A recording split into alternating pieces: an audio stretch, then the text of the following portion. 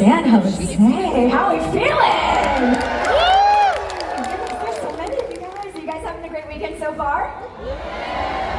Awesome. Well, I am super excited to get this panel underway. Are there any Scream fans in the house? All right, well, I say let's just bring them out. What do you guys think? You guys ready? Yeah! All right, up first, let's welcome to the stage the one and only Waddell! He's running! Lee, everybody!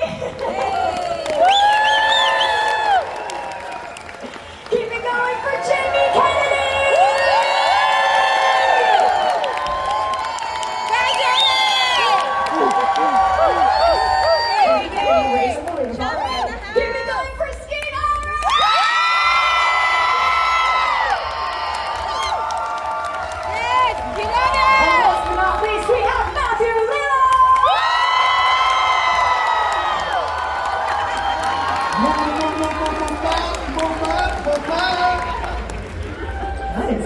To remind you guys, this was on the stage curtain, by the way. Oh, and he's putting it back. That's very nice of you. How are you guys? How's the weekend been so far? Fantastic. I mean, come on, here we are, San Jose. Hi, I'm Matt. I had a granola bar in my mouth. It's great to be in San Francisco. I actually think that's the funniest thing I've ever said. Wow, yeah. I mean, I agree. Yeah, not much funnier than that. Heather's our host. How great is Heather? Oh my God, you're so sweet. No, this is such an honor. I mean, I love getting to do this with you guys. This is always one of my favorite panels, and this is super cool. Why? Why is it one of my favorite panels? I just think because there's a lot of behind-the-scenes stuff, and you guys are very open with like your behind-the-scenes stories and stuff like that too. And plus, I think that there's a closeness with everybody that's part of. Oh, of the no. franchise. This is why. Okay. Let's go on and say hi. I didn't want to give it away, Skeet, but that's also why. By the way, Heather was talking, asshole. They're not here for you, Matthew. They're here to see Skeet running up and down the aisles and They just want to see us bug. So normally, I don't know, has anyone ever seen us do a panel before? No! Oh, good. Oh. So what we do with panels is that, the reason I say this to Heather is that a lot of times a moderator will come in with a bunch of questions I don't know, about but I'm Scream. blind.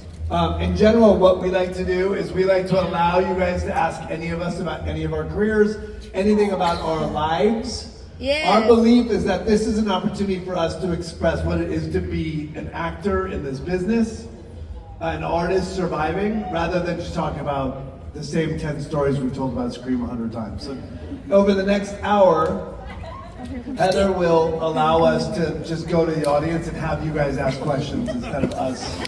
Just let me know when to stop, guys. Everybody a personal I almost got everybody. high fives all around. Okay, now everyone has to wash your hands because COVID's bad. I'm not kidding, literally wash your hands and stay away from me. So all right, so look, so we'll go to the first question. Hi, go ahead, step to the mic. And again, you can ask us anything about our Oh my lives. goodness. Let me start with one thing before we do the questions, which is thank you all for being here, first of all. It means the world to us how loving and appreciative and accepting of us you are. We'll describe it more as we go along today, but we're really grateful for you guys and for the family environment you bring. So thank you. That's all. Yeah, nothing brings family together like serial killers, am I right? So my question is for Matthew and Jamie. Me and my friend were watching Scooby-Doo the other day, and there's Buff Shaggy, remember? So Buff Shaggy or Jamie's mask, who wins in a fight?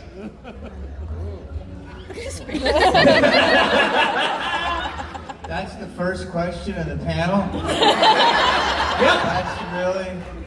Yep. The mask. Oh, stop it! The mask. I don't know, Buff Shaggy still runs. Just because he's buff doesn't mean he's not a coward. That's a good You point. just want to just hear the impressions? Yes! Do Shaggy. I'll do Skeet. Doink. I was with Scooby, now you gotta do Shaggy. Doink. Uh-oh.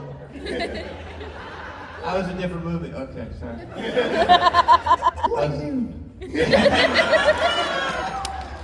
Thank you for your question. Love you, man. Thanks, man. Love you, man. You do? Hi. Hello. How are you? My name is Shash. She's from the Ukraine, everybody. Oh, It's hey. actually he. But Sorry about that. Hold on, wait, are you wearing a Matthew Lillard cosplay? No, she's got my Yes. no, Oh, I'm dressed as myself actually. Yeah. I guess I'll sit down. What's your question? Okay, so I have a kind of weird question. So each of your characters, what would be their favorite song and why? Oh, good question. I have to say, we hear a lot of questions about Scream.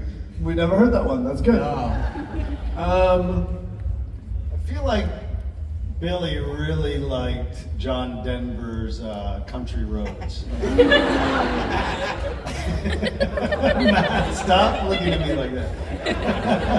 I know, Randy, I did know this because I curated a playlist, and Randy says, I like big butts, and I'm not gonna lie. Oh, wait, I'm sorry, it's a Sunday show. I'm sorry. What do you got, Matt? I'll go with Hell's Bells. Alright, I'll go there. I'm gonna go with Bad Company. Thank you for your question. Of course, thank you for answers. Hi. How you guys doing? Good. How are you? All right, so What's your cosplay? I am a Green Day / Bay Area style Anya Forger from Spy Family. I'm wearing the red tie, the black shirt. I'm wearing Trey Cool shorts, and of course I'm wearing the current album, Saviors. There you go. Wow. It says the American dream is killing me. Word. All right, this is the question for Scream 5. This is a Scream 5 question. Oh, okay. Since, technically speaking, the main character is actually the daughter of Billy Loomis, does that mean that Billy cheated? No, we were on a break. Yeah.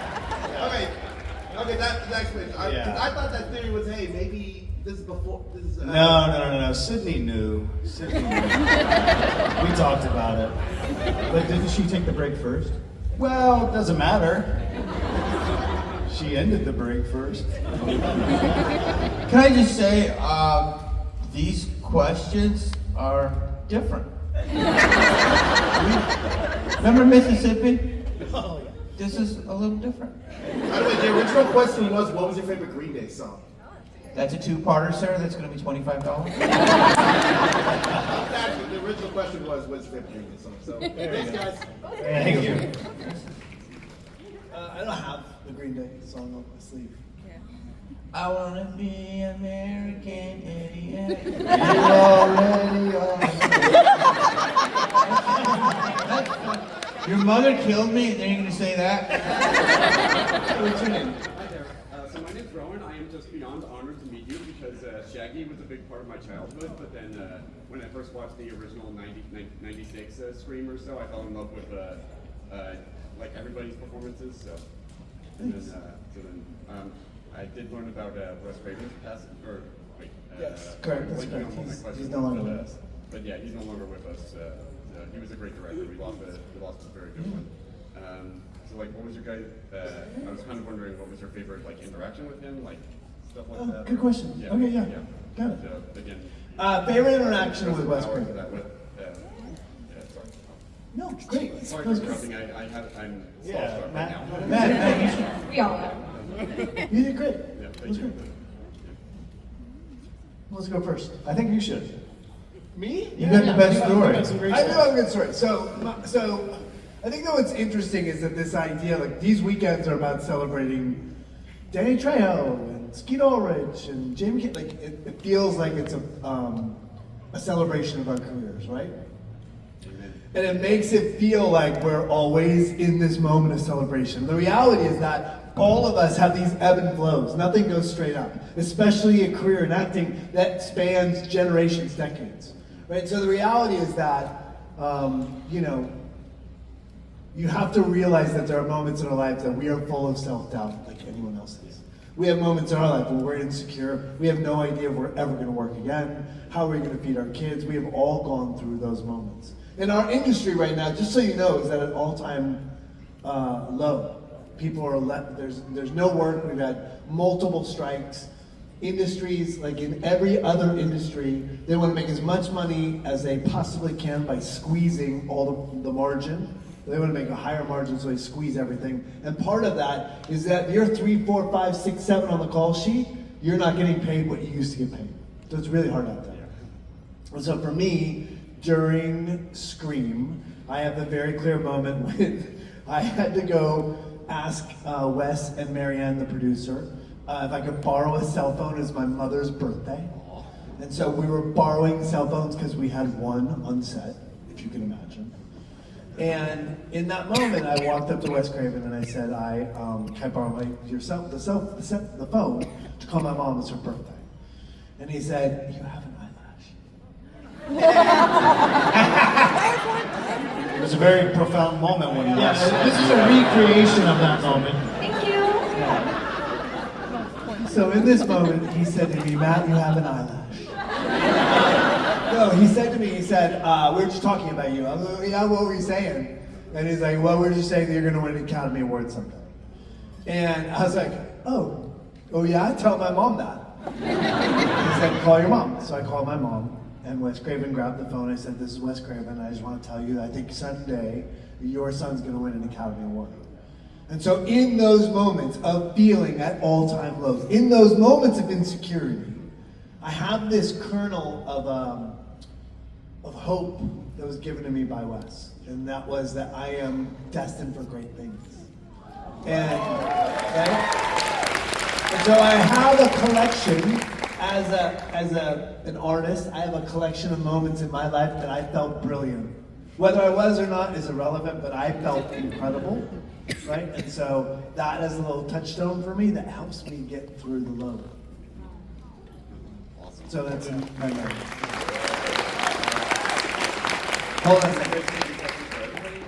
No, you get one question. That was a great question. Oh yeah, but they're going to answer yes. I think that's good. I mean, nothing that really compares to that. I have lots of memories of him, of course, but he didn't like me as much. Lee has a good answer with this, though, don't you? Well, yeah. I mean, I was with, I started with Wes on Nightmare 1, right? So some of my fondest memories as a young stunt guy. I mean, green. He gave me his set when we did this big fire burn in Nightmare 1 when Freddy's underneath the stairs and comes up and all that sequence. He turned over his set to me and gave me full reins for that, that 15, 20 minutes to run that program. Which, if you think about it, here I am, fresh out of the shoot, first time I'm really in that capacity, and he goes, the set is yours. I mean, and at the time, because I'm naive and I'm making my way in the business, I didn't quite fathom what that meant, And later in my career, and I told him later how much I appreciated him going out on a limb and trusting me to, here's your $1 million set, kid, go make this fire burn work. I'm like, okay. So that was probably my first major interaction with Wes on that level. Let's segue 12 years later, and here we are on the set of Scream 1. And we're talking about developing the character of Ghostface and what is he about, and the killer that he is, and the way that he moves, and his motivations and all that stuff. So, but that very first shot he gave me back in the early 80s with Nightmare 1, turning over the reins to this, young kid that didn't, know anything about the business, and he threw those dice, and it paid off. Thank you. Thank you for your question. Tim, you want to add? You're good. No, Wes never talked to me. No, I'm kidding. It was a great, perfect answer.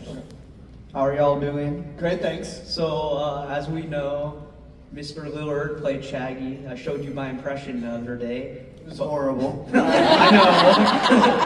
But my question is, as all of this Scream villains, which one of y'all do you think had the best shot at beating the mystery gang of the Scooby-Doo people? The mystery gang, just so you know, is not violent. They would run. There's no question. All right. Thank you for your question. You're not gonna answer it. No. He's like, hey, we're not violent. Thank you. Have a good Sunday. And he's kind of like, hey, bro, I got the Okay. That's Who is awkward. going to kill? Okay. Well, I'll Are tell you going to kill Scooby-Doo? Here. Are you going Who's to kill killing Scooby-Doo? Scooby-Doo? Well, that's what I'm saying. You're killing Scooby-Doo? That's what I want to say. That's what I'm saying. I don't want the answer. Bro, who hurt you? I'll tell you this, I'll give you an answer right now. I'm gonna say, if Randy was involved with this, okay, he would probably go to their van and tell them, and somehow he'd get killed. Even though he knew the rules. So, See what you did. See what you did. Thanks for bringing it up, bro. See what you did, bro. PT, I'm dead, dude. First Like you what? tried- Now you're killing Scooby. What? First you try to take my job, and now you ruin his whole weekend. All right, thank y'all. Sit down. Oh, thank you. These questions are like Sacramento. What are you guys drinking? Vodka, Right? Stand up. All right, I'm saying, bro. You gotta go look at the sign. Hi, please change the subject. What's your name? Hi, my name is Trinity. Thank you. Thank you. Hey, you're welcome. My question is, what was your favorite scene to film? Like, in the movie? Yeah, how about, can I open it up a little? Yeah. What's your favorite scene you ever filmed? In this movie or in life? Yeah, just in general. It can be about Scream if you want, but I'm just curious. Oh. It shouldn't hurt. Well, favorite one, I'll say this. This is a, thank you, Doc. I would say the rules, it's too hard to pick because it's like, what's your favorite food, you know? But the rules were so great because it was the most dialogue I ever had in anything. Like, it was insane. And I knew when I was doing it, it was a part of something so special. And the fact that we did it on one take, and then Wes was like, moving on, and I was like, please no, please let me do it all over. Like, no. And so then he let me do it 2 more times, and he's like, all right, I think I'm gonna use the 3rd. And he taught me, like he taught Matt, he's like, never be scared to ask for another take. And so just for me, at the moment like Matt had, it was a growing moment, and I was so lucky to work with such an amazing artist, young in my career, that kind of made me pretty confident, you know what I mean? So I was very lucky. So that was that moment. Yeah, and if you can extrapolate, I think you can always ask for more. I don't think you should ever be scared to ask for more. Yeah. Right? You know what I mean? Like, I think the story there, I think, is really about like, oh, I deserve another shot. Give me a shot. Incredible. And Courtney was on the cover of Rolling Stone for Friends. I mean, you understand? And like, these guys all had different credits of coming up, and I had nothing. And Wes made all of us feel like we were in a family. You know what I mean? And Courtney also did. So it was like we were a little unit, and it was just beautiful. You guys? That's great. You know, it's I'm not crying. You're crying. It's pretty hard to pick a favorite scene, but in terms of Scream, all the kitchen sequence at the end. It was a long, what did we shoot that? 17 shooting days or 15 or a million shooting days or something. It was exhausting, but it was the piece of the film, because we shot pretty much in order, the film, so it was near the, and we just got to finally unleash who these characters were that we'd been hiding for, a couple of months at that point. But it was so much fun. The energy involved, the things we came up with, the mistakes that became legendary, hitting him with the phone. Yeah, I think that is my favorite scene. Hitting you with the phone. Yeah, we should do that again. No?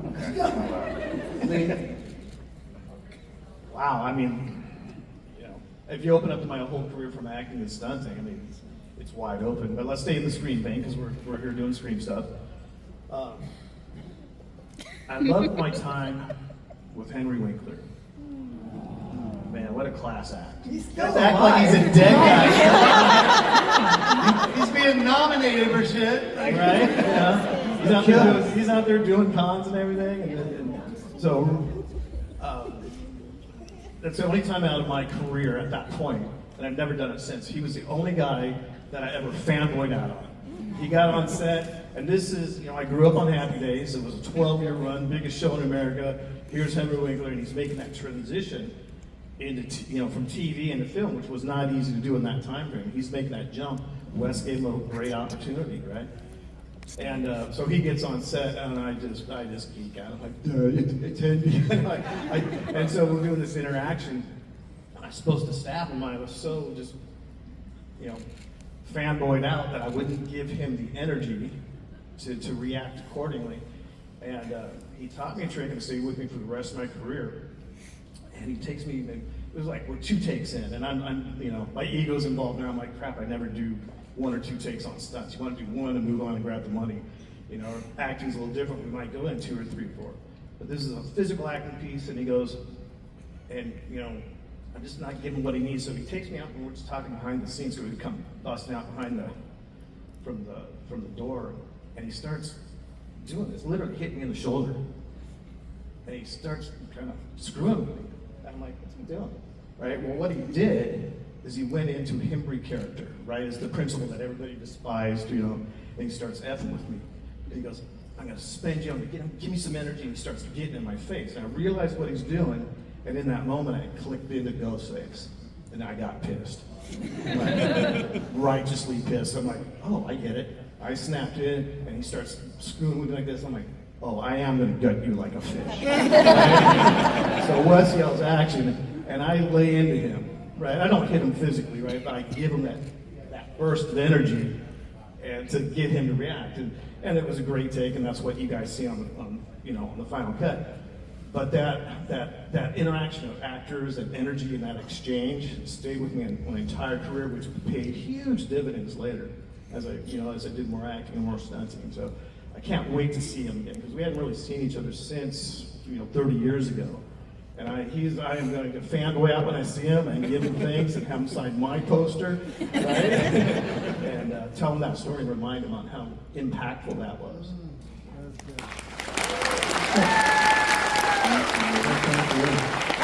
Do you have one? Yeah, mine's the last scene. Okay. Mine's the last scene. The phone? Yeah, well, yeah. Well, it's just like, I do think it's interesting, I think it's interesting to understand that we had no expectation that this movie was going to be relevant 30 years later. I mean, nobody makes a movie going, we're going to be around in 30 years at a con and people will be celebrating it. That shit doesn't happen. So it's a 1 in a million shot. And so I think that we're all still very humbled by the fact that here we are all these years later, honoring it. Hi, what's your name? I'm Annalise. I'm a big fan, especially. Just change the subject from Scream, Five Nights at Freddy's. Oh, yeah. Yeah. By the way, can we real quick, can Skeet what do people don't know? Can you tell people what? You guys know that I'm in Five Nights? Yeah.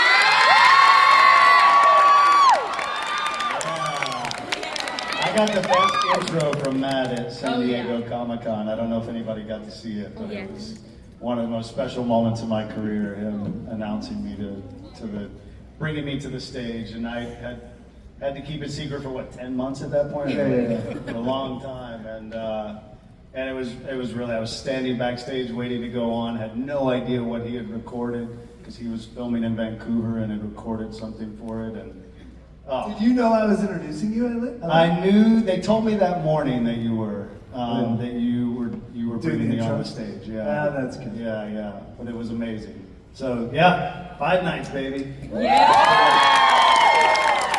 As someone who's been a massive fan forever, since for at least 10 years since it came out, I was so excited when you were announced as William Afton and you as. Can I say that? Henry? You can, I can. Yep, I can. Yeah, because as someone who has read all the books, because I'm a nerd like that, I just wanted to ask, I know you can't say a lot from the second movie because obviously it hasn't come out, but how was it filming the first and second movie without spoiling too much? I'll be brief because he obviously No, has a lot more to say about it. But my experience was pretty amazing. There was something. It was really well written. I felt like I understood it and connected to him pretty quickly. And then, we sort of worked on the look of him for a couple of days and tried various things and tested them and stuff like that. And then figured out what it would be and then rehearsed. Josh and I, who had a big scene together. Easy. Yeah. And it was pretty magical. I mean, it's not in some ways different than any job you're on, but there was something sort of, I don't know, there was something pretty electric about it for me anyway. But yes, I can't say much. Look, I think the great thing about it is that the fan base is so vibrant. It's so fanatical. I mean, that's where the word fan comes from, right? So I think that's the most exciting thing. Yeah. Is that to be welcomed as I've been welcomed into the community and sort of like for the most part. Yeah. And playing such a cool, iconic character and having people respond to it in a really positive way has been great. Yeah. Also, can I have one follow-up question? Just quick. You what? One follow-up question. What are your guys' favorite? Yeah, that line down there is like I know. really, Just okay, you're good. But I'll high five the shit out of you. Thank you. Thank you so much. Thank you. Hi. I got a question for GalaxyCon. Yeah, go for it. What's it like to be in a big suit? Screen Bonnie suit? In the big suit? Yeah. It's really, I'm very tall, and it makes me way taller. It takes like 3 people to put me in the suit, and it's pretty gnarly in New Orleans in the summer. But it's good. It imbues me with like a sense of who he is, and it gives me like this really animalistic thing because I look at myself and I'm like, right? It's not a choice. It's just sort of. That's not first thing in the morning, right?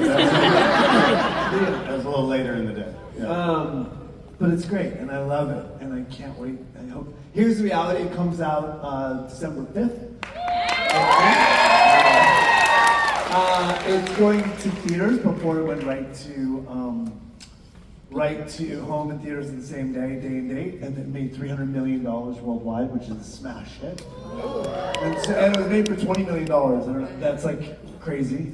And so this time is going right to theaters, and if people see in the theaters, they'll go off and make a third one. So, no pressure. No pressure. But thank you for your question. Yeah. Thank you, Mike. Hi. Hello. How are you? I'm doing great. Good. What's your question? Okay, I'm continuing Five Nights at Freddy's.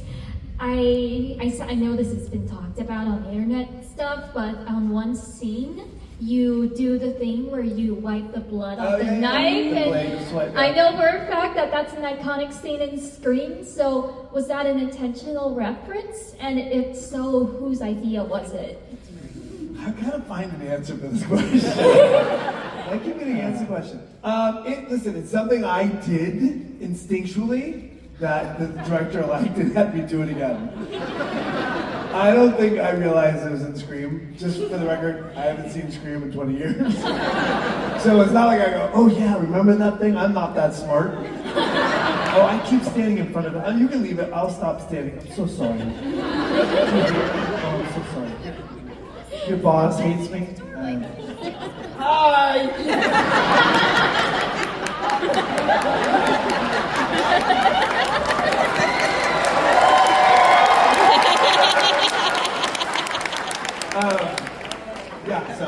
That's the answer. Thank you so much. Of course, and now my brother. Hi, brother. I'm gonna leave. I'm just kidding. What's your question? Yeah, you can. Okay, so besides Scream, what's your favorite scary movie? What's your favorite scary movie? For a long time, it was The Exorcism of Emily Rose. And then I saw a movie called When Evil Lurks. Has anyone seen that? Really great movie. Very terrifying, very original. Some of the kill sequences in it were just mind-bogglingly, surprisingly good. When Evil Lurks. That's good. I like that. I'm gonna go. I got 3 or 4 actually. So I got scariest scene. It still scares me to this day. Was the stupid flying monkeys. Right? I hate those things.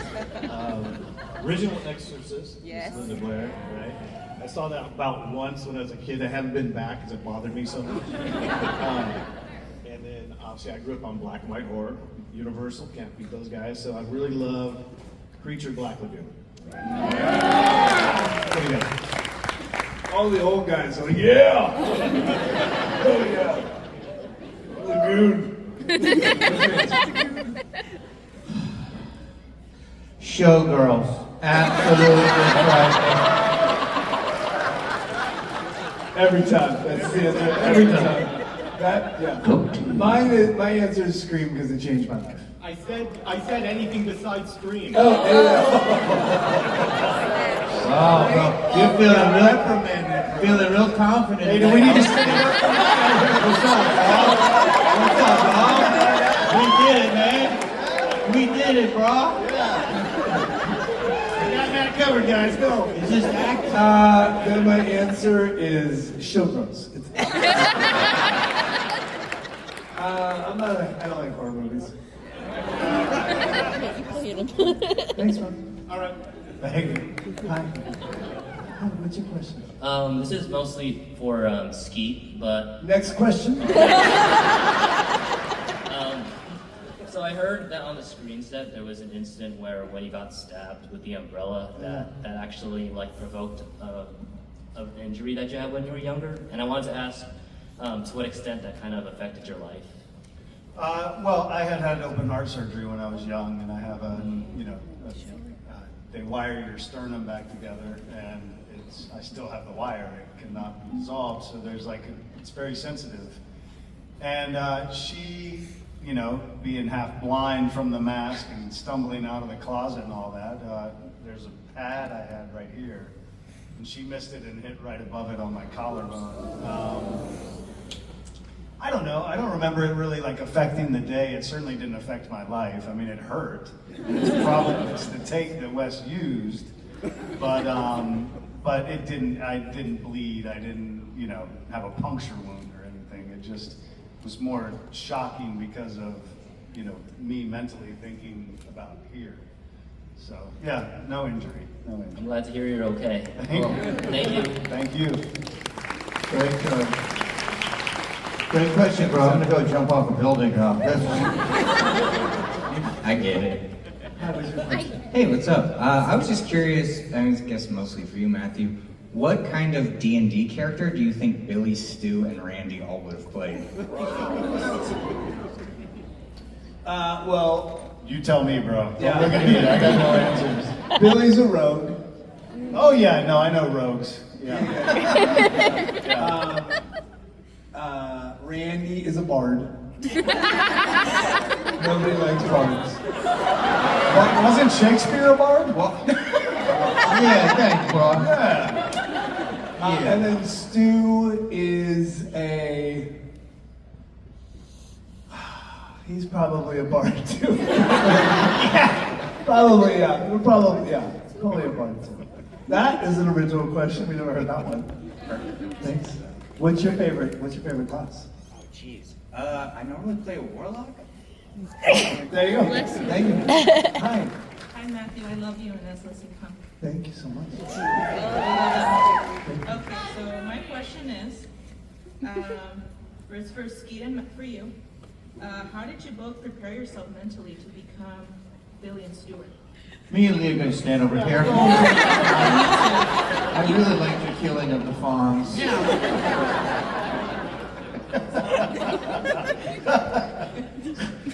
He snorted. About Friday Night Freddy. That was a joke.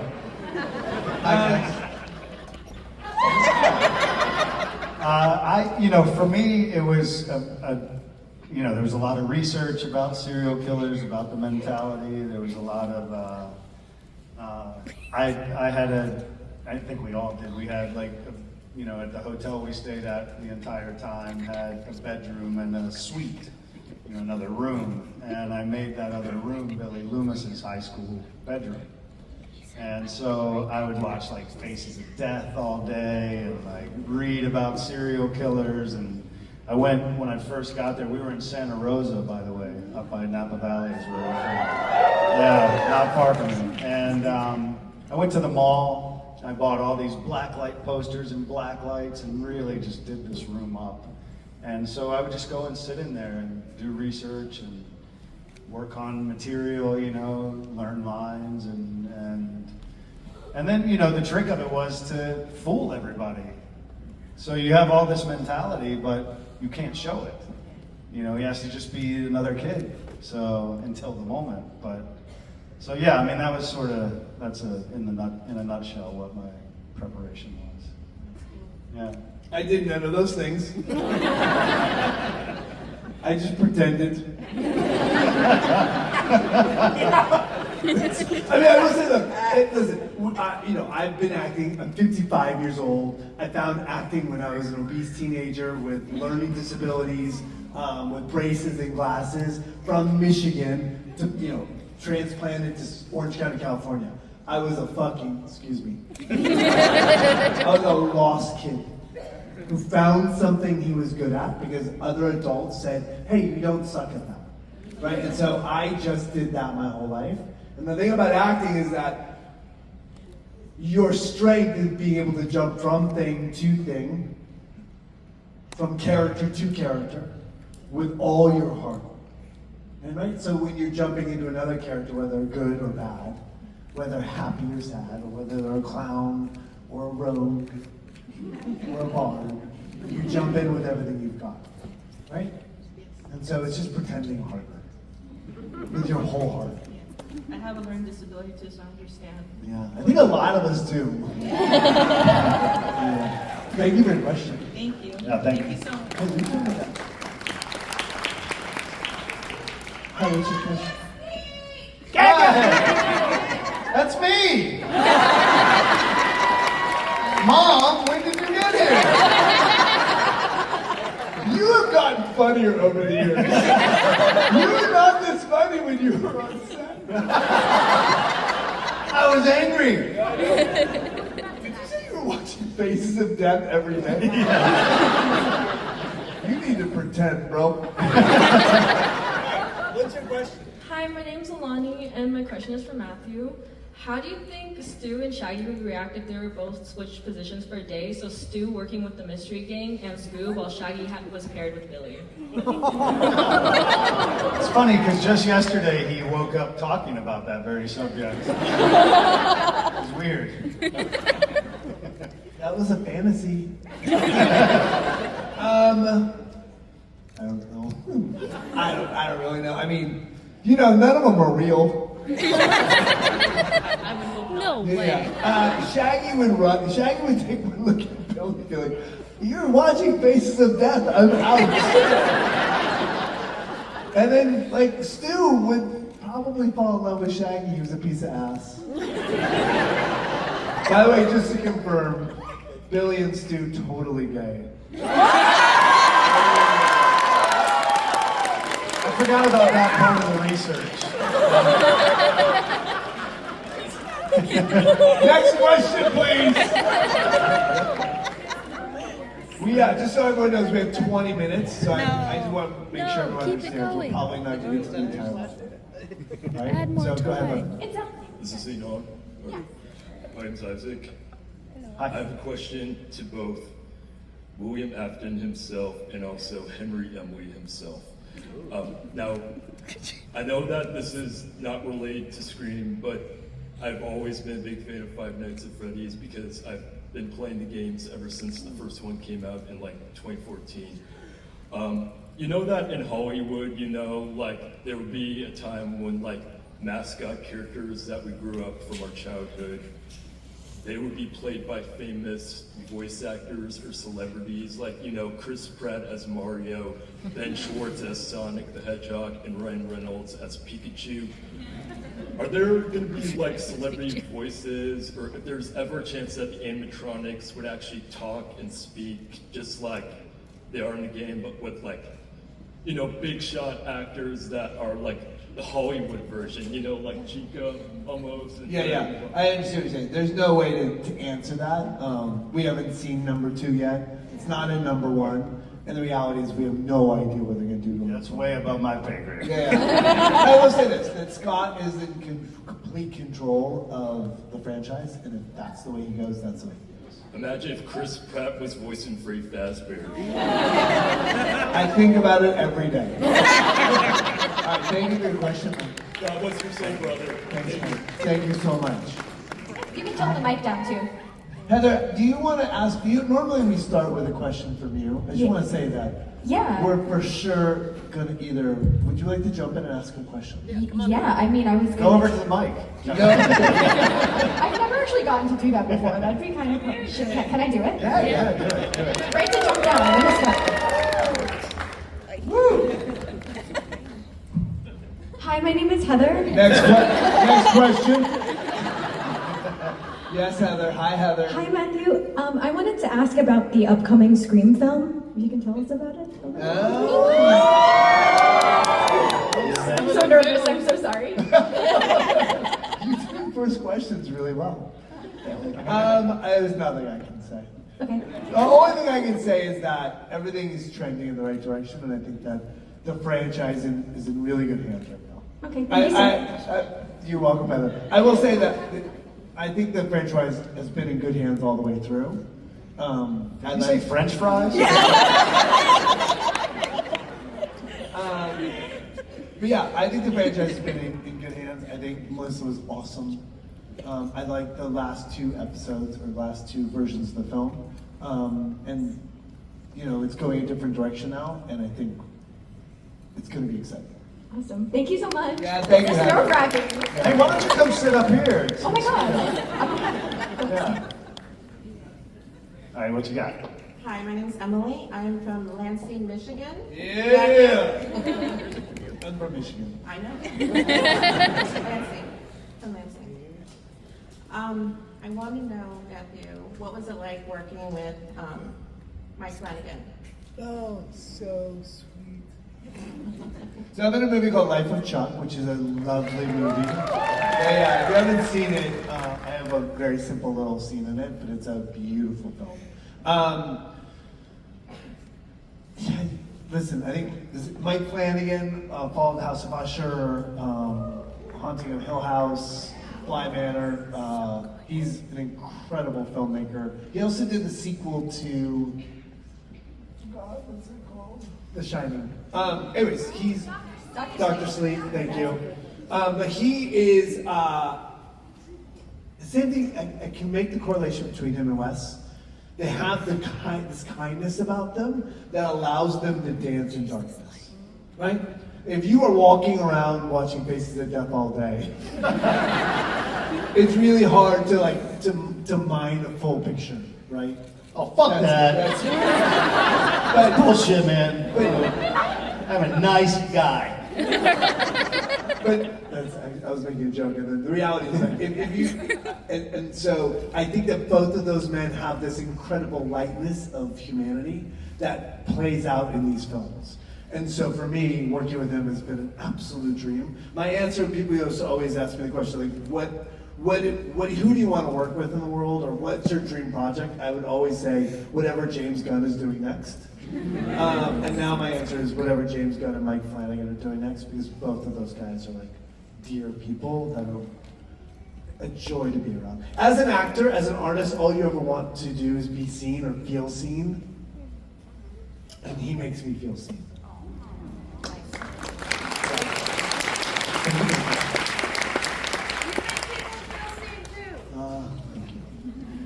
Hello, my name is Duke. It's an honor to meet you guys, all of you.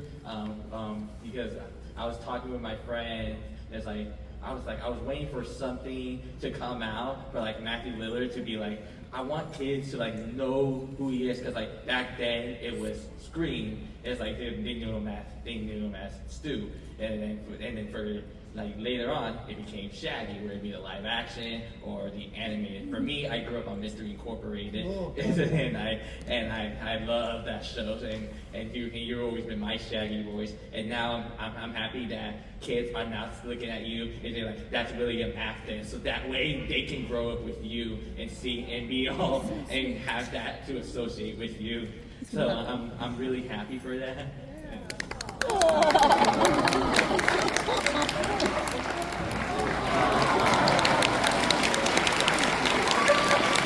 So anyway, when I was watching Faces of Death, there was a moment where...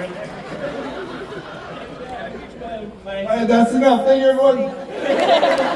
Real quick, my question is, because I know Skeet Ulrich is returning as with reuniting with Matthew Lillard in Friday the Phrase 2, I want to know, how did that come up? Was it because of you guys' connection to Scream, or was it just a coincidence that you guys knew each other in Scream? How did that casting go by? Yeah, I have a good story. Yeah, please. Well, I don't really have one. I mean, I got asked to have a FaceTime with the creator and the director, and that they were interested in me playing this part, and we talked for about an hour, and I was doing it.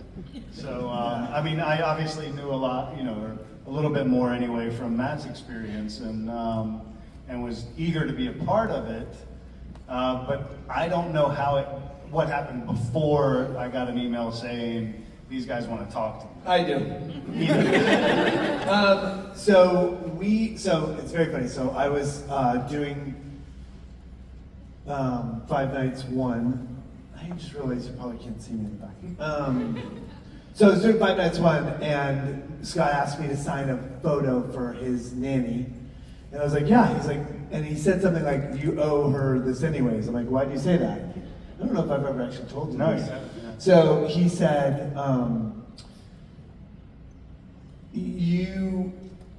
because we had done Texas Frightmare, and Skeet and I, all four of us will stay, all of us, the whole Screamcast, will stay long if the Lions demand it. And so we had stayed 5 hours, 4 hours after a Friday in Texas. And one morning, Scott was going over the casting list and was reading out names at the breakfast table with his wife, and his nanny was there. And then my name came up, and he said, and then his nanny said, yeah, they stayed after, those guys stayed after for hours. And that opened a portal for Scott to consider me.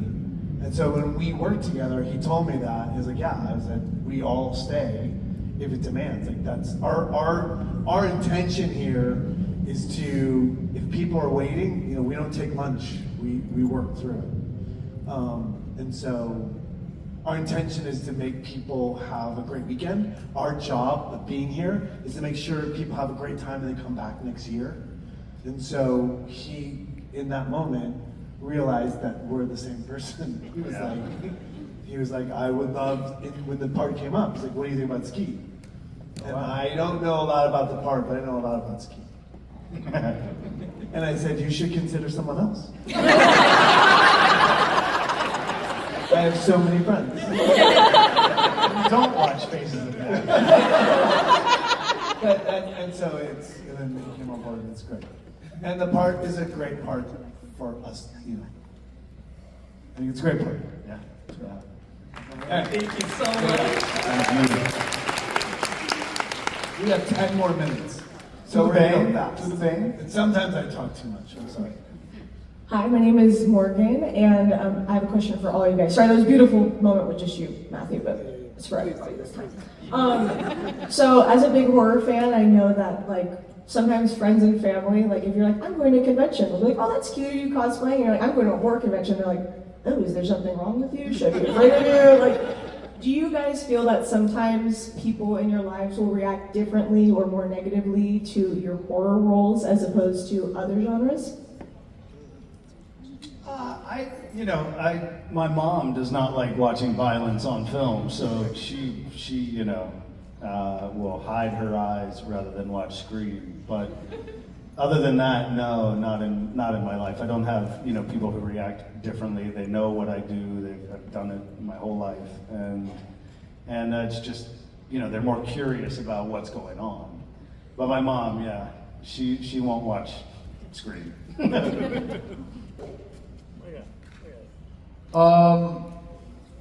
Here's Scream 2 was a huge premiere, and my dad is from the South.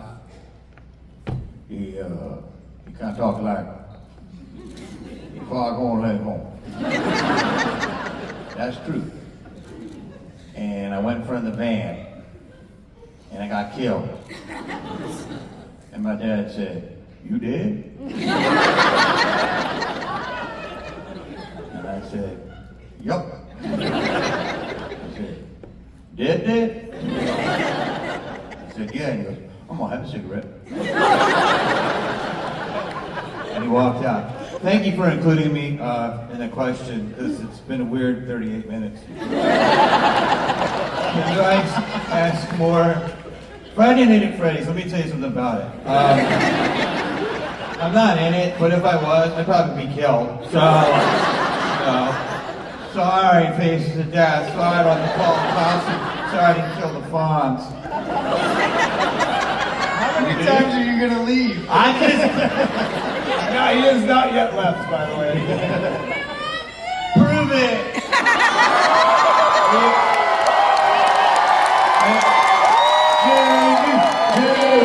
Jamie! You like me? You really like me? Wait, are you on Facebook? Will you be my friend? I'll poke you. No, these are on Instagram. What was the part? We're just joking. What? Oh, that got a little weird. That's a good answer, right? We got a lot of people. I love you guys. Let's get into a good, crazy question. Speed round. There we go. I love it. Speed round. So my question is, if you were a final girl in any movie, who would you be? I'd be Sydney in Scream. It's 8 movies or 7 movies in. I would take that all day. Anyone have Yeah, a same. Yeah, Yeah. Best final girl ever. And Nev Campbell rocks. Yeah. Next question. This is for Jamie because you feel so left out. How was it like playing in the Mask movie after Jim Carrey? Was it hard to feel? Jesus Christ.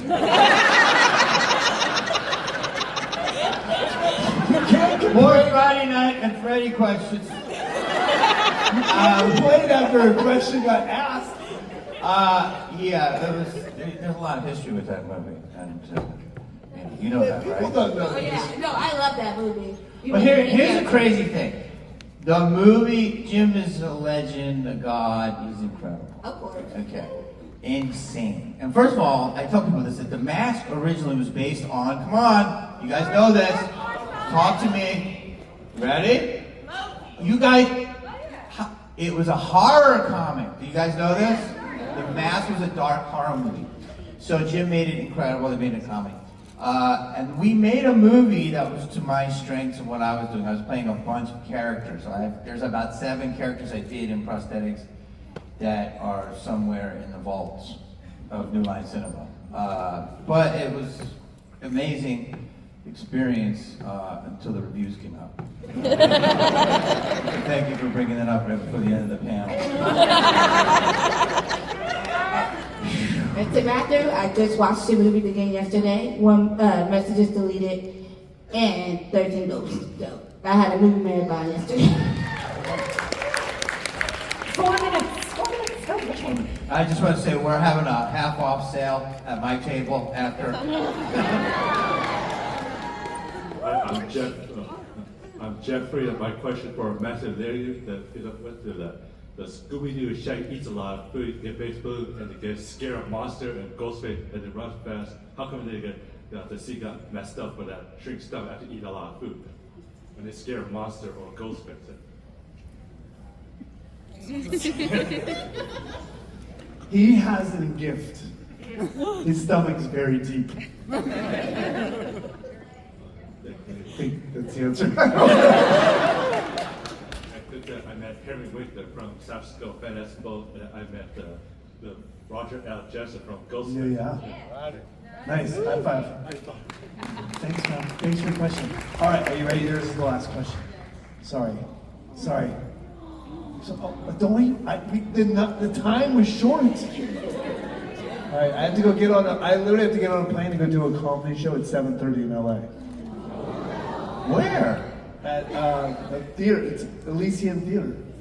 Hi, what's your question? My name is Man, I'm from Woodland, California, and a fun fact about me is that Scream 4 came out the day that I was born, same year and the date. And my question is, I'm going to be a freshman for high school, and my question is, any advice for high school? I'm really nervous. I think that's the only question I care about all day. I love that. Yes, it's great. What question do you have for an incoming freshman? Just be yourself. Just do you.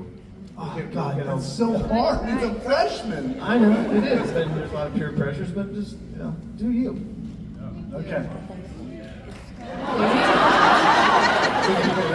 You know what? I would just say this. This is gonna sound weird, but when I was in 5th grade, then I had to go to 6th grade. I know, but it was a different part of the school, and I was like, dude, what's 6th grade like? And he's like, it's like 5th, but more harder math, or bigger spelling words. So every time I would be scared, the next grade it got easy. So I'm just gonna tell you, you're probably way smarter than me now than I was in 9th grade, because the world is just so much different. You have so much access to information.